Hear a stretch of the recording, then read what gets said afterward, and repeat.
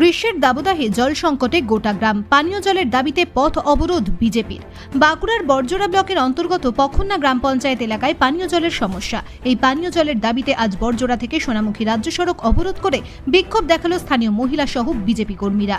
বিক্ষোভকারীদের দাবি, পখন্না এলাকায় ৩-৪ দিন ধরে পানীয় জল মিলছে না এবং পখন্না পঞ্চায়েতের বিস্তীর্ণ এলাকাতে ৩-৪ মাস ধরে পানীয় জলের সমস্যায় ভুগছেন গ্রামবাসী।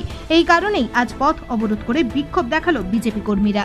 এই পথ অবরোধের কারণে বেশ কিছুক্ষণের জন্য যানজটের সৃষ্টি হয়, তবে বিক্ষোভকারীরা কিছুক্ষণ পর বিক্ষোভ তুলে নিলে বরজোড়া পুলিশের তৎপরতায় যানবাহন চলাচল স্বাভাবিক হয়। তবে কি পানীয় জলের সমস্যা মিটবে? সেদিকেই এখন তাকিয়ে সাধারণ মানুষ। অ্যাকচুয়ালি হচ্ছে আমাদের জলের নিয়ে সাধারণ মানুষ আজকে ৩-৪ মাস জল পায়নি।